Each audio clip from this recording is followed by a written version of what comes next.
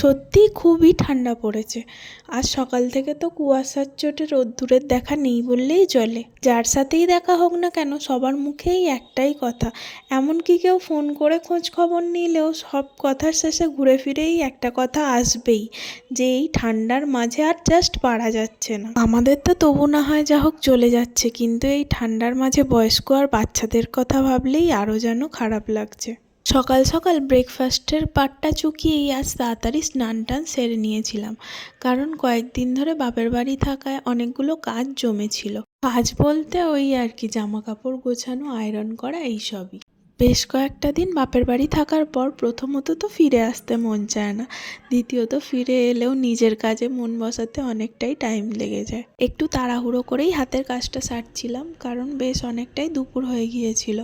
তাড়াতাড়ি করে জামা কাপড়গুলো গুছিয়ে নিয়ে আয়রন করে রেখে লাঞ্চটা সেরে নিয়ে ঘরেই ঢুকে পড়েছিলাম। তারপর মনে পড়লো বিকালে কি করব সেটাও তো ভেবে রাখতে হবে। রান্নাঘরে গিয়ে মনে পড়লো শাকালু আছে, তাই শাকালু একটা কেটে নিলাম।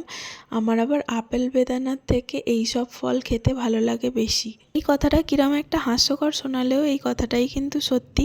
এর জন্য কিন্তু আমায় যথেষ্ট পরিমাণে বকাও খেতে হয়। ওবেলা কি করব ভাবনা চিন্তা করতে করতে মনে হলো একটু চানা মশলা করব, সেই মতোই একটু কাবলি ছোলা ভিজিয়ে রাখলাম।